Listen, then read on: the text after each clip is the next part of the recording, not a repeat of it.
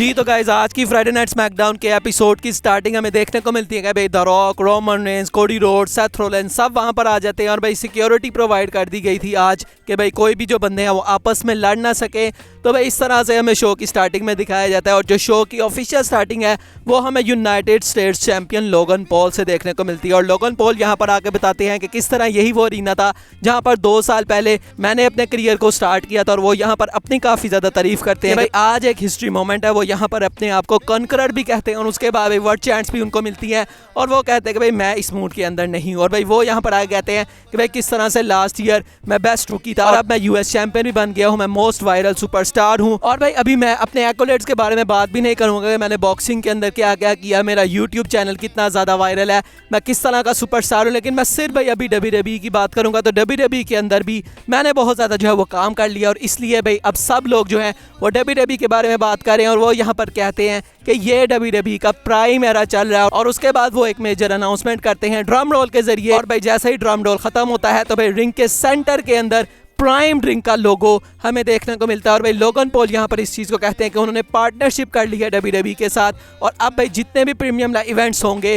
जो कि रेसलमेनिया से स्टार्ट होंगे और उसके बाद जितने भी प्रीमियम लाइव इवेंट्स आएंगे वहाँ पर हमें रिंग के सेंटर में ये जो प्राइम का लोगो है ये देखने को मिलेगा। तो भाई ये अनाउंसमेंट थी जो कि लोगन पॉल की तरफ से आती है और उसके बाद वो KSI को भी बुलाते हैं जो कि उनके पार्टनर है इस चीज़ के अंदर। अब भाई ये दोनों रिंग के अंदर जो है वो खड़े होते हैं, तभी रैंडी ऑर्टन का थीम सॉन्ग प्ले हो जाता है और भाई रैंडी ऑर्टन का ये दोनों इंतजार कर रहे होते हैं, लेकिन भाई वो तो वाइपर हैं तो भाई वो यहाँ पर नहीं आते बल्कि वो पीछे से आते हैं और लोगन पॉल को RKO लगाने लगते हैं। लेकिन भाई लोगन पॉल किसी तरह से वहां से बच के निकल जाते हैं और उसके बाद KSI रिंग के अंदर बच जाते हैं रैंडी ऑर्टन के साथ। और भाई KSI जैसे ही पीछे मुड़ते हैं RKO आ जाता है रैंडी ऑर्टन की तरफ से और इस तरह से भाई जो फ्राइडे नाइट स्मैकडाउन है उसकी ओपनिंग हमें देखने को मिलती है। और उसके फौरन बाद Randy Orton and Kevin oven versus Austin theory and Grayson wall का मैच था और भाई इस मैच के अंदर रैंडी ऑर्टन और Kevin oven pop up RKO लगा के जीत जाते हैं। और भाई मैच खत्म होने के बाद लोगन पॉल इन दोनों के ऊपर अटैक कर देते हैं और उसके बाद अपने ब्रास नकल्स निकालते हैं जो कि रैंडी ऑर्टन उनसे छीन लेते हैं और रैंडी ऑर्टन उनको मारने लगते हैं, लेकिन वो नीचे हो जाते हैं और ऐसा लगा कि भाई काइंड ऑफ केविन ओवंस को भाई लगने लगी थी वो चीज़ लेकिन हुई नहीं है। मतलब अभी ये चीज़ भाई दिखाई जा रही है कि भाई इन तीनों का मैच मुझे लग रहा है कि भाई रेसलमेनिया में होगा, क्योंकि भाई अभी तो फिलहाल में ब्रास नकल्स पड़ी नहीं है, लेकिन मुझे लग रहा है कि भाई फ्यूचर में केविन ओवंस और रैंडी ऑर्टन के दरमियान भी मिसकम्युनिकेशन दिखाई जाएगी और उसके बाद इनकी जो फ्यूड है यूएस चैंपियनशिप के लिए वो करवाई जाएगी। और भाई मैं होप करूंगा कि ये मैच WWE मल्टीपर्सन मैच रखे, ना कि भाई इंटरकॉन्टिनेंटल चैंपियनशिप की तरह इसका भी कचरा करे और सिंगल्स मैच के साथ ही जाए रेसलमेनिया में। तो भाई देखते हैं कि क्या होता है। उसके बाद बेली भी हमें दिखाई देती है बैक से जो क्या कहते हैं कि भाई मैंने बहुत बड़ी गलती कर दी थी कि मैंने डकोटा काय को अपना पार्टनर समझा, मैंने हमेशा जो डैमेज कंट्रोल है उसके लिए बहुत कुछ किया और भाई मैं अब समझ सकती हूँ कि भाई ये सारा कुछ मेरे लिए क्यों हो रहा है, क्योंकि भाई पिछले काफ़ी सालों से मैं स्पॉटलाइट में रहना चाहती थी और इसलिए मैंने काफ़ी बंदियों से पंगे ले लिए थे। तो अब वही चीज़ मेरे साथ हो रही है, मैं अकेली रह गई हूँ, लेकिन भाई रेसलमेनिया के अंदर मैं अपनी जो रिडेम्पशन है वो ले लूँगी और मैं ईओ स्काई से उसकी चैंपियनशिप भी ले लूँगी। तो भाई काफ़ी मोटिवेटेड नज़र आ रही हैं बेली। तो देखते हैं बहरहाल भाई कि रेसलमेनिया में क्या वो चैंपियन बन पाती हैं या फिर नहीं। उसके बाद दोस्तों में Karrion Kross versus Bobby Lashley का मैच देखने को मिलता है।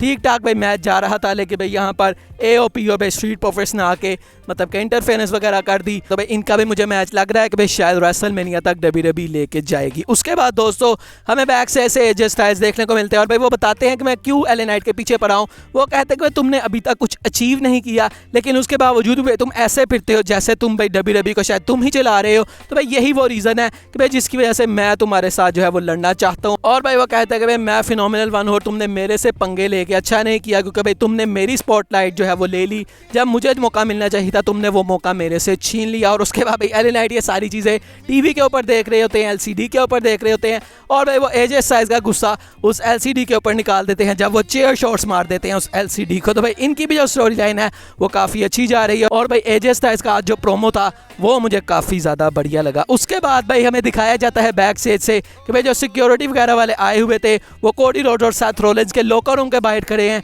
लेकिन भाई कोडी रोड्स और सेथ रोलिंस दोनों वहां से गायब हैं। और भाई यहाँ पर निक एल्डस पूछते हैं कि भाई वो बंदे कहाँ गए, तो वो कहते हैं कि भाई हमें पता नहीं और मुझे लगा था कि भाई वो चले गए हैं, तो इसका मतलब है भाई पता नहीं शायद उन्होंने जाके कहीं रोमन या रॉक के ऊपर अटैक ना कर दिया हो यहाँ पर कुछ ऐसा। लेकिन भाई ऐसा कुछ भी नहीं हुआ, क्योंकि उसके बाद था हमारा मेन इवेंट। सबसे पहले एंट्रेंस होती है रोमन रेंज की, रोमन रेंज रिंग के अंदर आते हैं। उसके बाद एंट्रेंस होती है द रॉक की और भाई आज द रॉक की जो एंट्रेंस है वो बहुत मज़ेदार थी, थीम सॉन्ग तो वही था, लेकिन भाई यहाँ पर इलेक्ट्रिक इफेक्ट और भाई उसके बाद एकदम से लोग जो है वहाँ पर आके खड़े हुए होते हैं रैम्प के ऊपर। तो भाई आज जो एंट्रेंस है वो काफ़ी ज़्यादा मज़ेदार थी द रॉक की। उसके बाद भाई ये भी रिंग के अंदर आते हैं और उसके बाद रोमन रेंस यहाँ पर भाई माइक मांगते हैं पॉल हेमन से। और भाई उस वक्त द रॉक का जो रिएक्शन आ रहा था वो कुछ बोलता नहीं रहे, लेकिन भाई वो रिएक्शन पढ़ने लायक था कि भाई वो सोच रहे थे कि भाई मेरे होते हुए रोमन किस तरह से शुरुआत कर सकता है। और रोमन डिमांड कर रहा है कि भाई मुझे माइक्रोफोन दिया जाए, लेकिन यहाँ पर उन्होंने ऑब्वियसली भाई कुछ बोला नहीं। तो भाई रोमन यहाँ पर कहते हैं कि भाई अभी तुम्हारे दरमियान में ग्रेटनेस है,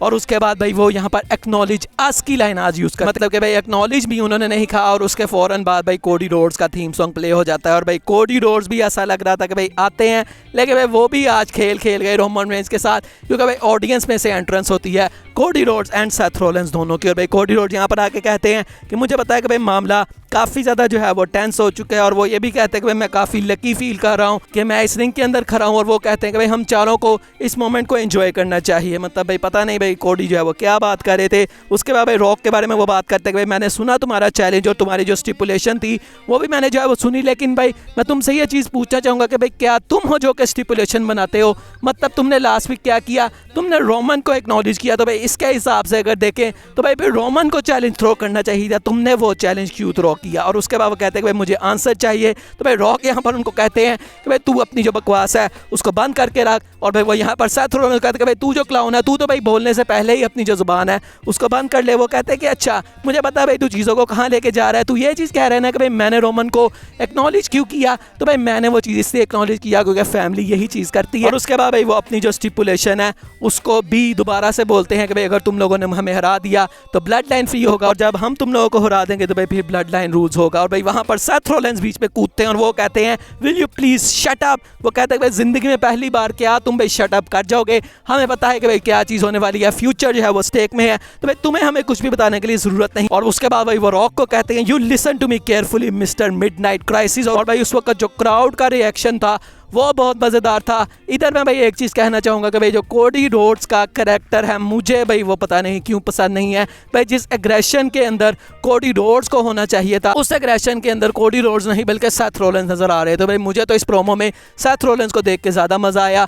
कोडी रोड्स हर टाइम मिस्टर कूल बने रहते हैं, जो कि भाई चीज़ यहाँ पर होनी नहीं चाहिए थी, क्योंकि कोडी रोड को थप्पड़ जब पड़ा था द रॉक से उसके बाद पहली दफ़ा ये लोग फेस टू फेस आए हैं, तो भाई एग्रेसिव एक लुक होनी चाहिए थी कोडी रोड्स की, लेकिन भाई वो चीज़ हमें देखने को जो है वो नहीं मिलती। और उसके बाद सेथ रॉलिंस जो चैलेंज है उसको एक्सेप्ट भी कर लेते हैं। और उसके बाद रोमन भाई यहाँ कोडी को कहते हैं कि भाई तू बहुत बड़ा बन रहा है, तो भाई ये बंदा तेरा चैलेंज है तो एक्सेप्ट करेगा, तू जो है वो एक लूज़र है क्योंकि तू अपने डिसीजन कभी भी खुद नहीं ले सकता, और भाई ये क्रॉस ड्रेसर जो बंदा है ये तेरे लिए डिसीजन लेगा। और उसके बाद वो कहते हैं कि भाई जब मैं तुझे हरा दूंगा तो तेरी जो स्टोरी है वो ख़त्म हो जाएगी। और उसके बाद द रॉक भी बीच में कूदते हैं और वो कहते हैं कि भाई द रॉक मेक श्योर करेगा कि भाई तुम जो है वो चैंपियनशिप को ना जीतो, क्योंकि भाई द रॉक TKO ग्रुप का मेंबर है, और भाई सेथ रॉलिंस तेरी भी जो चैंपियनशिप है वो भी तेरे से जाने वाली है। और वो कहते हैं कोडी रोड्स को कि भाई अब तू एक बात और भी सुन ले कि अगर तू रेसलमेनिया के अंदर मैच को ना जीता, अपनी स्टोरी को फिनिश ना किया, उसके बाद तुझे कोई भी टाइटल अपॉर्चुनिटी नहीं मिलेगी। और उसके बाद वो उनके भाई के बारे में बात करते हैं कि वो ग्रेट हॉल ऑफ फेमर है। उसके बाद भाई वो उनकी सिस्टर के बारे में बात करते हैं, उनके डैड के बारे में बात करते हैं, और एंड पे वो कोडी रोड्स को कहते हैं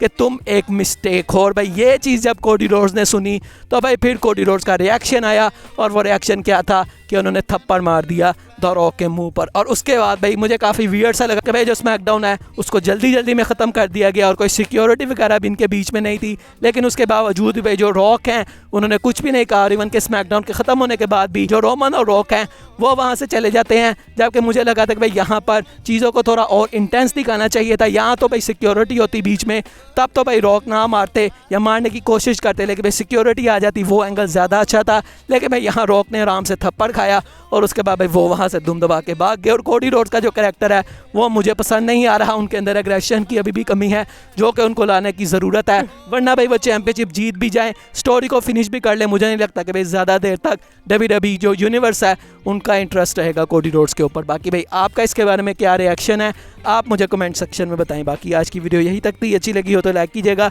चैनल को सब्सक्राइब कीजिएगा। मिलेंगे नेक्स्ट वीडियो में, तब तक के लिए अल्लाह हाफिज़।